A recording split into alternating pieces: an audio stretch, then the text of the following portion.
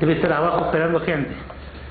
Pues Miguel, dadas las características de esta reunión, que era una reunión pequeña, habíamos diseñado, más que una charla o una conferencia, plantear los temas y después, si ustedes quieren, a través de preguntas, desarrollarlos. O si no, seguirlo desarrollando, como ustedes quieran. Yo he preguntado muchas veces, partiendo de este título, las 3 guerras que modelaron la historia de la humanidad, a muchos interlocutores. ¿Se oye o no? Sí, perfecto. ¿Qué guerras elegiría cada uno? Y bueno, la gente dice diferentes guerras, ¿cierto?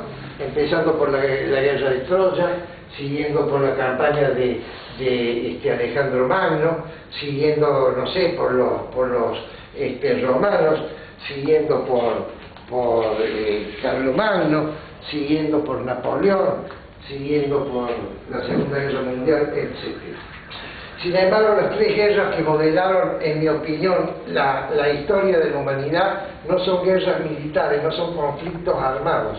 Los grandes conflictos que diseñaron la humanidad que nosotros hemos vivido son conflictos ideológicos.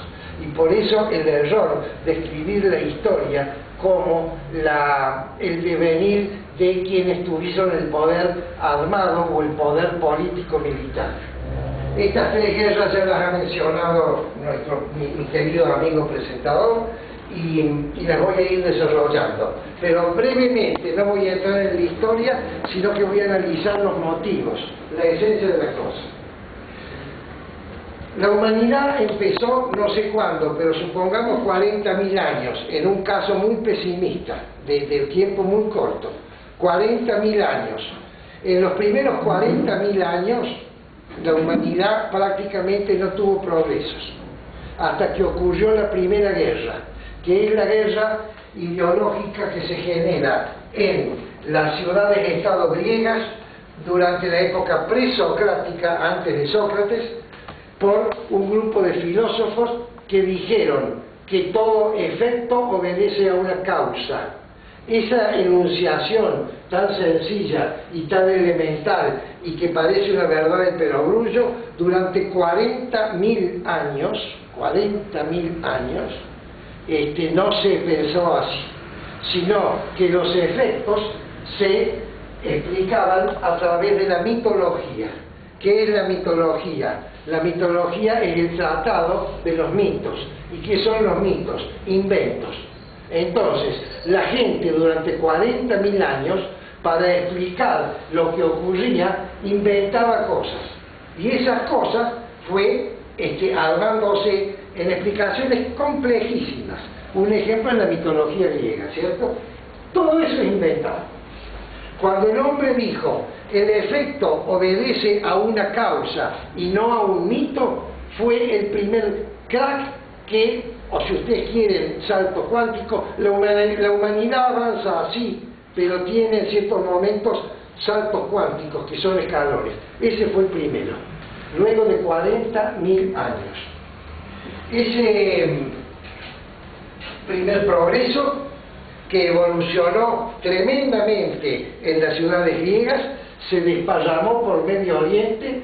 Alejandro Magno lo desparramó en toda su conquista a través de lo que él construyó, que fue el helenismo, y cuando él muere tiene como bastión la biblioteca de Alejandría en el delta del río Nilo, y entonces todo el conocimiento se concentra ahí.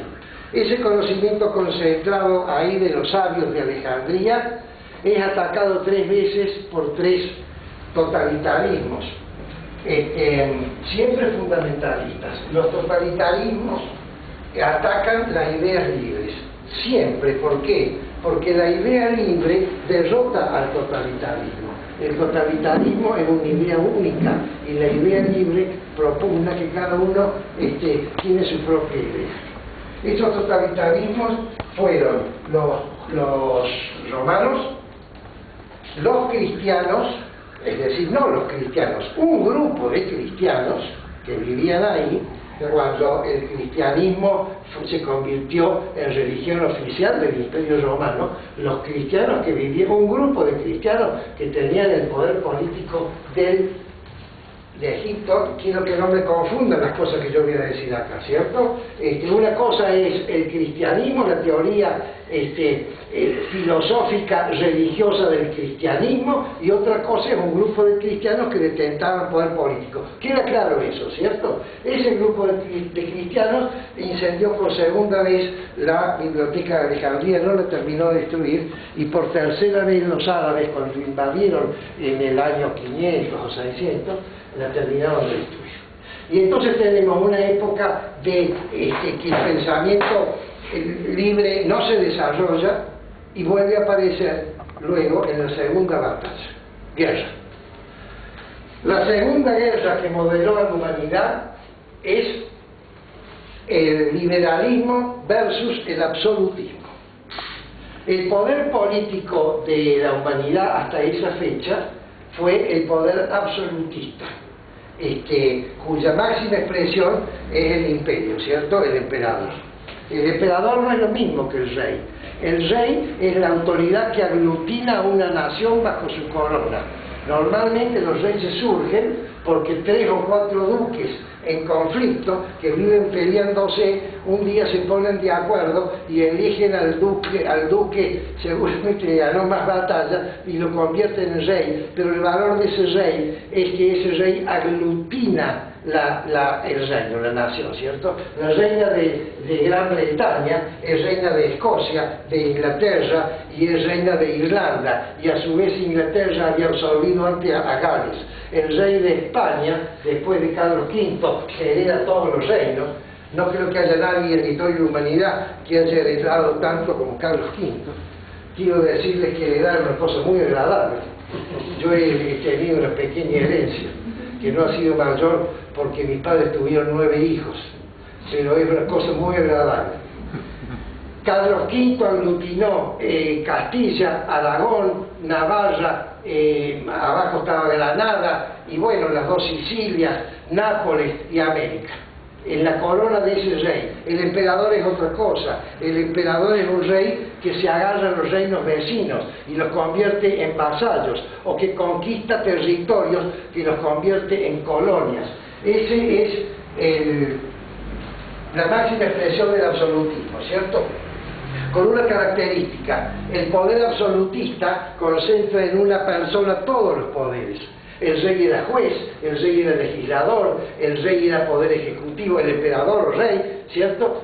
Y concentra todos los poderes. Y así vivió la humanidad hasta que llegó esta segunda batalla, segunda guerra, que se genera entre el liberalismo, palabra tan mal entendida hoy en día, el liberalismo contra el absolutismo. Y entonces el rey absolutista pierde, en los lugares que se adopte el liberalismo, pierde esta condición de tal. Por ejemplo, en América, en las colonias del Río de la Plata, ¿cierto? ¿Qué es el liberalismo? El liberalismo son 3 cosas. 3 cosas. La primera es una filosofía. La segunda es un sistema jurídico y de convivencia. Y la tercera es un sistema económico. La filosofía dice brevemente lo siguiente: cada hombre tiene la potestad, no la libertad. Yo he cambiado la palabra libertad por potestad, porque no es lo mismo ser libre que poder hacerlo. Yo soy libre de ir a Hungría, pero no puedo ir a Hungría porque no tengo guita, de manera tal que no he ido a Hungría. Cada hombre tiene la potestad, y yo lo agrego porque se lo ha dado Dios. El que no crea en Dios, entonces cambie la palabra Dios por la palabra evolución, por circunstancias, de pensar lo que quiera, de pensar lo que se le cante. Eso es la mejor definición de liberalismo que yo conozco. Cada hombre, vos, usted señora, tiene la potestad de pensar lo que usted quiera. Y ese es el mayor bien que tiene usted en su condición de ser humano. Ustedes dirán, chocolate por la noticia, es una cosa que infantil lo que está diciendo. Por supuesto que la gente piensa lo que quiera. La mayoría de la gente no piensa lo que quiere. La mayoría de la gente está condicionada por su cultura, por los preconceptos que trae de antes. Y eso hace que no piense lo que quiere, aunque ni siquiera lo sabe, que es lo más grave de todo. El sistema político se basa en, básicamente, la división de poderes, ¿cierto? La revolución gloriosa inglesa en el año 1688, al rey lo saca, pone un nuevo rey, pero ese nuevo rey que pone, firma una condición de que acepta la división de poderes. Ahora hay unas cámaras, o para nosotros congresos, hay jueces y está él. Pero hay tres poderes divididos. Nadie tiene la suma del poder. Todos tienen una parte del poder y los otros poderes, los otros tres poderes, que son cuatro, controlan a los demás. Por supuesto que eso debe funcionar, ¿cierto? No solo debe estar de hecho como en la Argentina, sino que debe funcionar. En la Argentina no funciona eso desde 1930 en adelante. Y así nos va. El liberalismo ha sido, y esta es la novedad que les voy a dar esta noche, el liberalismo ha sido inventado para favorecer a las clases bajas, no a las clases altas, como cree la mayoría de la gente. El liberalismo ha derrotado al absolutismo. El absolutismo generaba súbditos. El primero, filosóficamente, generaba individuos sometidos a la mitología y los hacía libres. En la parte jurídica, al súbdito lo convertía en ciudadano. Y ya voy a explicar la parte económica después. La gente que estaba antes del liberalismo, que eran los conservadores, ¿qué significa el conservadorismo? Significa la defensa de un statu quo que hay.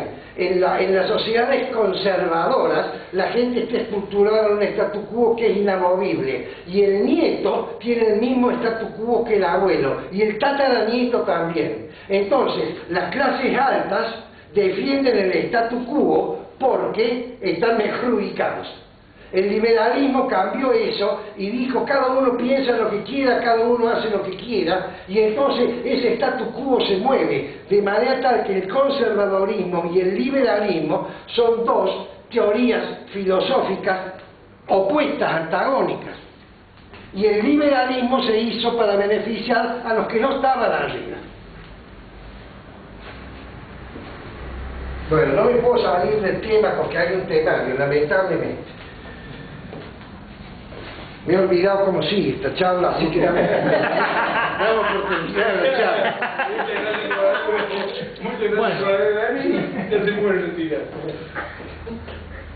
Y bueno, así surgió Inglaterra, que paradójicamente es un reino y luego un imperio. El imperio inglés lo hizo la reina Victoria después de esto, mucho después, un siglo y medio después, pero conservó la estructura política, bien digo, liberal.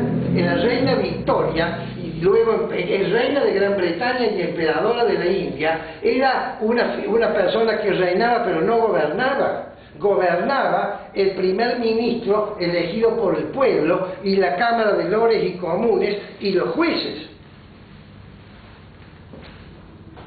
Estados Unidos le copia eso a Gran Bretaña, pero lo pone como república, y entonces Estados Unidos genera en el mundo nuevo de las repúblicas que se iban independizando esta moda de hacer repúblicas democráticas, y todo eso es herencia del liberalismo. Esta es la segunda batalla. Convierte al ser humano, que era un súbdito, lo convierte en un ciudadano. Y el cuarto poder de la República, que no lo he dicho a propósito, y que no figura en la Constitución, y que no se explica en la clase de instrucción cívica, es el más importante de todos, y se llama la opinión pública, que es la posibilidad que tiene la gente de expresar lo que piensa. Esa potestad de pensar lo que quiero si yo tengo la posibilidad de expresarlo libremente y saber que el otro también la tiene y saber que el otro sabe que yo lo sé? Eso no tiene poder, es el máximo poder de todo. No hay tiranía que pueda coexistir con una opinión pública libre, expresada a través de la prensa, ¿cierto?, de los medios de comunicación, en el mediano y largo plazo. Por eso lo primero que hace un dictador o un tirano es controlar los medios de comunicación. Esa es la segunda gran guerra que modeló la humanidad y creó todas las repúblicas democráticas. Por supuesto que la mitad de la humanidad no abrazó estas ideas. La mitad de la humanidad no era democrática. Y bueno, ahí se produce la gran diferencia entre el occidente que la abrazó y el oriente que no la abrazó. China, que era la nación más importante del mundo en la época de Kublai Khan, cuando Marco, ¿cómo se llama? Cuando Marco Polo viajó a China, entonces se encerró en una muralla y vivió fuera del mundo 1000 años. Y cuando la gente que se aísla, los universos cerrados se convierten en decadentes, inexorablemente, porque no hay transferencia de todas las otras variables. Entonces, este país que había inventado casi todo y que tenía un estándar de vida superior a todo, se quedó encerrado porque no aplicó estas ideas. ¿Y qué decirle después de los países que ya aplicaron también lo que viene ahora, que es la tercera guerra que modeló la humanidad, que es el capitalismo versus el socialismo? Y entonces tengo que definir qué es capitalismo. Capitalismo es la tercera de las manifestaciones del liberalismo, el sistema económico. A mí no me gusta usar tanto la palabra capitalismo porque está muy bastardeada, aunque es una palabra absolutamente válida, está bastardeada y la gente subliminalmente cree que el concepto de capitalismo prioriza el hecho financiero sobre el hecho económico, ¿cierto? Y la gente tiene aversión a eso. Y no es así. Pero bueno, yo quiero usar la otra palabra que me gusta más, que no es mía, sino de uno de los grandes pensadores de estos temas, que él bautizó con doctrina social de mercado. Para mí la doctrina social de mercado, para Eduardo Ibáñez, la doctrina social de mercado... ¿Economía? ¿Economía o doctrina? Economía social de mercado, perdón. Gracias, esto es para ver si están atentos. Porque se confunde con la doctrina social de la Iglesia. La economía social de mercado es, en mi opinión, siguiendo la propuesta que hizo Álvaro Sogaray, que era un economista puro en el tema, un liberal puro en el tema económico, pero no en el tema político, porque él actuó en regímenes militares. Nuestro estado de Samos. Sí, por cierto. Completamente. Por cierto. Pero veamos qué complejo que es la cosa, que el número económico nuestro, en la parte política, no aplicó estas teorías.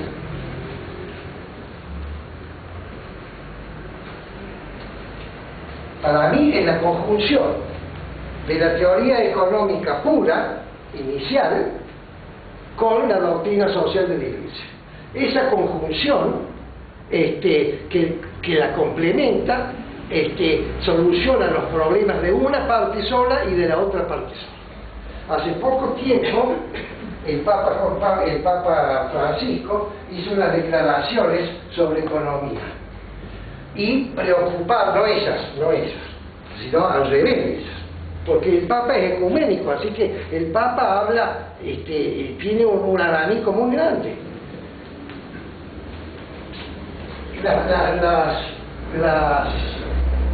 ¿Cómo es? Invítame vos que soy la puta. Las opiniones de Francisco sobre este tema preocuparon a economistas muy serios, ortodoxos, muy serios. Hay un artículo de La Nación de este tamaño, el 30 de marzo, de un economista muy serio, cuyo nombre me he olvidado, pero ya me voy a acordar. Cacciano. Que discrepa con el Papa.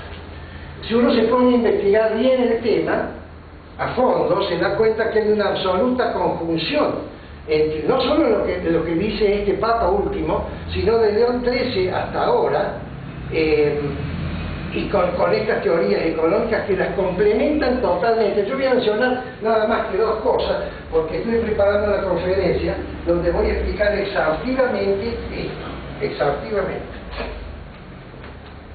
Bueno, ¿en qué se basa el capitalismo, el liberalismo económico? El liberalismo económico se basa en 5 premisas. Voy a lo esencial, ¿cierto? En 5 premisas. La primera es propiedad privada. El ser humano, nosotros, por derecho de ley natural, tenemos derecho a la vida, a la libertad de pensamiento, esa que estaba en la filosofía liberal, ¿se acuerdan? A la libertad de pensamiento. Acá me han puesto 2 sillas porque yo me había mandado una foto. Por tu salud, es por tu salud. Dame por eso. A la libertad de pensamiento. Bueno, y el derecho a la vida, el derecho a pensar lo que uno quiera, el derecho a transitar y todos los derechos humanos son anteriores a la ley. ¿Qué significa esto? ¿Y por qué es tan importante esto? No hay ley que pueda cambiar los derechos humanos. Esa es la conclusión. Es decir, la mayoría, estamos hablando de la democracia, el gobierno de las mayorías, ¿cierto? La mayoría vota las leyes en el Congreso, pero tiene un tope. Ese tope es la ley natural. No puede pasar la ley natural la mayoría. Las mayorías no pueden cambiar la ley natural. Si viene una mayoría y vota la abolición de la propiedad privada, como se ha hecho en algunos casos, esa ley constitucionalmente es inconstitucional. Y es una ley que se llama la mala ley. Esa ley es una ley que no tiene valor, porque la ley es injusta. Ley injusta. Pero mucho más que injusto. Quizás el término legal, sí. Yo no soy abogado. Mucho más que injusto, no tiene valor. Yo le voy a poner otro ejemplo. Si los 6.000 millones de habitantes del mundo a la vez levantaron la mano y dijeron que el robo deje de ser robo, el robo seguirá siendo robo. Claro, es decir, topa contra la ley natural. No lo puede cambiar a eso. La propiedad privada es inherente al ser humano. Propiedad privada, primera de las 5. La segunda, empresa privada. Acá la palabra empresa significa gestión, no institución, ¿cierto? La empresa privada se define de la siguiente manera. Cada uno tiene, de acuerdo a la teoría liberal, el derecho de buscar su lucro con iniciativa y esfuerzo propio. Buscar su lucro. ¿Qué es lucro? Lucro es ganancia. Ganancia bien entendida. El otro día en el programa alguien me discutió sobre la palabra lucro. La palabra lucro no es peyorativa. No es peyorativa. Hay gente que se han deformado estas cosas. ¿Queda muy cerca el primer plano o te beneficia? Mucho bien la panza muy importante. El lucro es una cosa buena, no mala. El lucro, estoy hablando de la ganancia honesta, no del robo. ¿Entienden la diferencia? El salario, el lucro también. Sí, ahora ojo, a riesgo y esfuerzo propio. Eso es lo que propone el liberalismo. Es decir, yo tengo derecho a buscar mi ganancia, pero a esfuerzo propio. No a que mi tío, que es el intendente, me da una concesión a mí en el barrio tal para vender choripanes yo. El puesto Luisito del Parque, que son los choripanes más ricos de Córdoba, es una concesión que tiene Luisito, que me alegro mucho por Luisito, pero eso no debe ser así. Eso no debe ser así, porque eso no es a esfuerzo propio, y menos a riesgo propio. Si yo quiebro y me dan un subsidio, O si a mí la estructura de costos no me cierra, pero me dan un subsidio, entonces yo soy un estupendo empresario. Pero eso no es a esfuerzo propio. ¿Entienden el concepto? Bueno, todos los problemas argentinos en este momento se deben a los subsidios que deforman la economía, que esta señora no los puede sacar. Bien. Nosotros en derecho le llamamos ánimo de lucro. Ánimo de Es intención de ganar. Bueno, entonces, propiedad privada, empresa privada. Y ahora viene el tercero.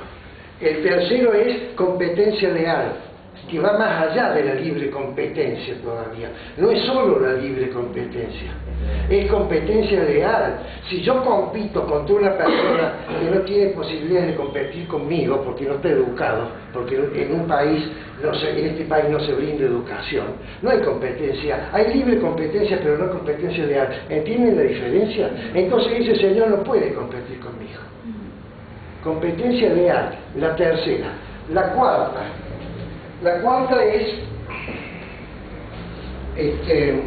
me olvido de las cosas, yo ya. Somos varios. Somos varios. El derecho de uno termina donde empieza el derecho de otro. Es decir, es libertad, no libertinaje. Hay una diferencia muy grande entre la libre empresa y el libertinaje de la empresa. Yo tengo toda la libertad que me concede mi capacidad de ser humano en tanto y en cuanto no afecte la libertad que tienes vos, que sos otro ser humano. Y ahí esas dos libertades van a marcar una línea de la que yo no puedo pasar y vos no sueltas. Tiene que ser muy respetuoso de esa línea. Y la quinta, la menos entendida de todas.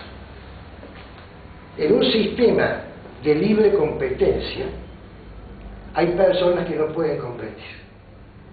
Salgan a la calle y vayan a los barrios pobres y vean a las personas pobres y se dan cuenta, no hace falta explicar, que no pueden competir. Y esas personas viven en un sistema de libre competencia. Entonces, ¿qué hacemos con esa gente? La sociedad entera tiene la obligación, en un sistema de libre competencia, de asistir a aquellas personas que no pueden competir. Eso en la teoría social de la Iglesia se llama Función social de la propiedad. no, Solidaridad. no es solidaridad, sino es el principio de subsidiariedad. Exacto. Subsidiariedad, que es un nombre que la gente no lo entiende bien, es lo que yo les acabo de decir. Asistir a aquellos que no pueden competir en un sistema de libre competencia. Y ahora vamos a lo que vos decís recién. Volvamos al primero, propiedad privada. León XIII dijo, la propiedad privada tiene una función social.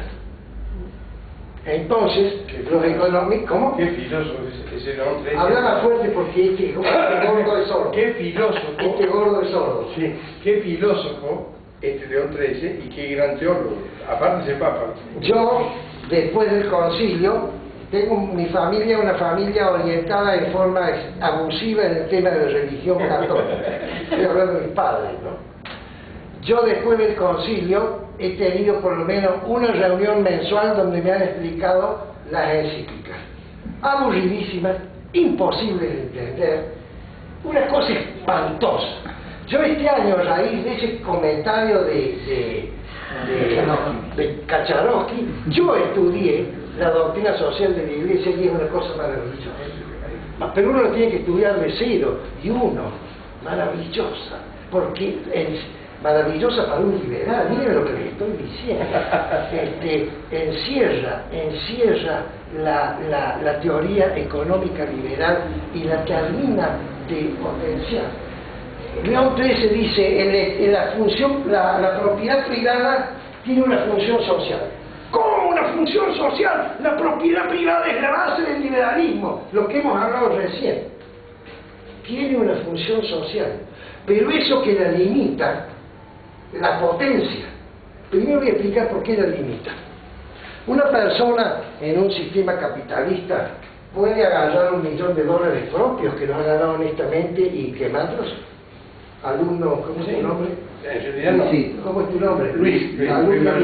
Luisito. En realidad no, pero... En realidad no, la contestame sí o no. Bueno, no, ¿Por qué?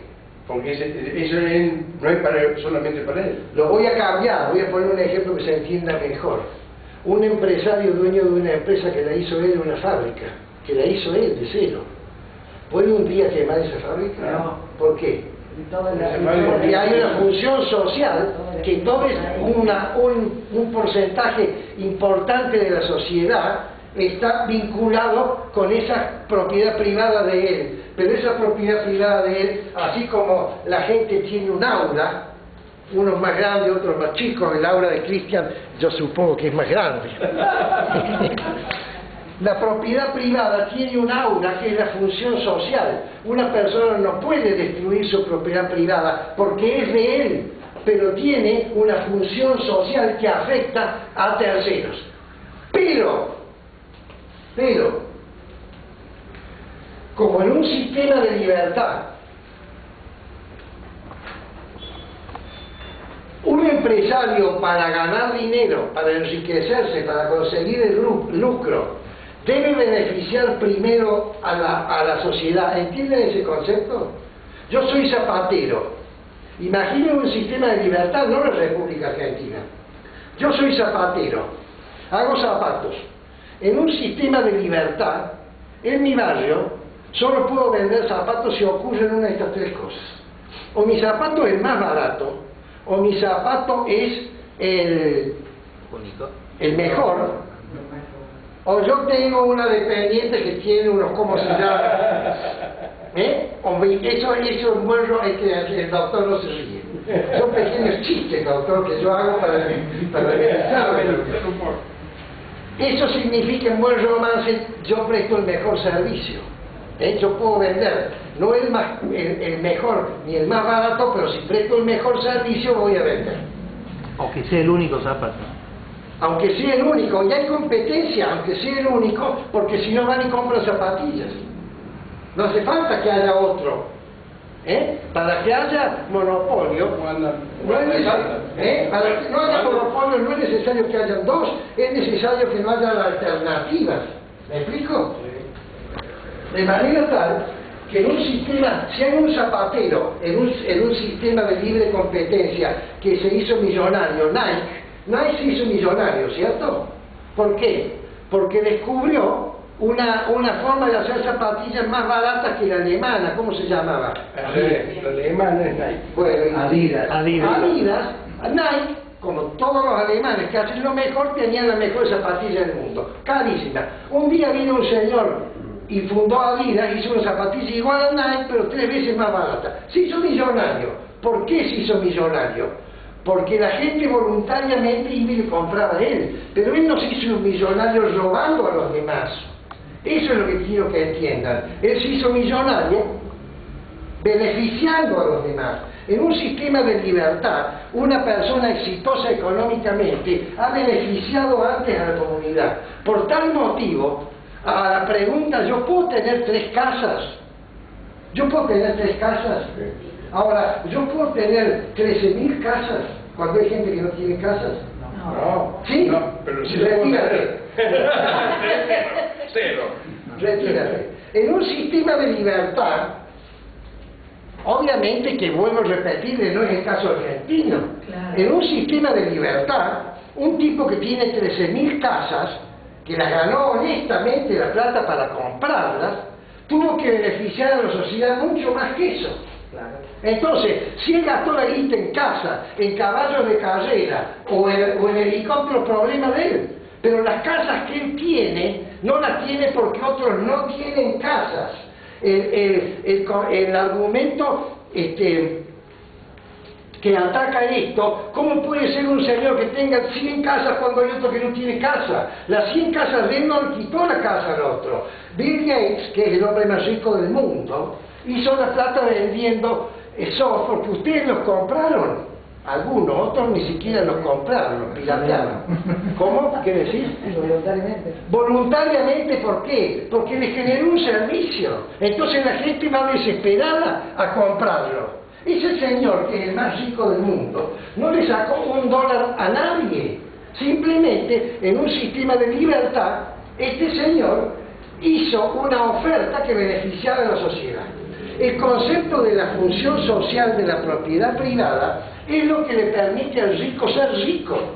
El rico, en un país anglosajón, pasa un rico, una limusina, y la gente ve, che, ahí pasa, estoy hablando de los ricos honestos, no de la gente que ha hecho la plata, que también lo hay, No de los pícaros. de los pícaros. Che, qué fabuloso este tipo, mirá la plata que ha hecho. Voy a comprar el libro de él para estudiar mejor cómo le hizo, a ver si yo puedo hacer algo parecido. En la Argentina pasa una limusina y la gente dice, mirá la limusina que tiene ese tipo, ¿cómo habrá afanado la guita? ¿Entienden la diferencia? Encima la limusina no está el nombre de él. Encima de la limusina no está el nombre de él y la dirección es fácil. ¿Has traído chocolatines? ¿Has traído chocolatines para el expositor? Sí. Bueno, dame uno. No, pero eso viene por correo privado. Bueno. Y no paga las multas. La Pero esa de... Bien, acá le damos solución a todo. Bien, ¿Ah, sí? bien. Este es un Bueno, anticipo. no, pero no puedo comer ahora mientras hablo mucho. Este es un anticipo. Bueno, No pensé que... tenemos que regular el tiempo. Ah, no. ¿Cómo? No, hace para cortar un poco Ah, la seriedad, pero La tercera, estas batallas que se han ganado en el grueso, en los lugares donde se han realizado, en otros lugares no se han realizado, estas guerras, siempre hay batallas que vuelven, ¿cierto? Y quiero explicar ahora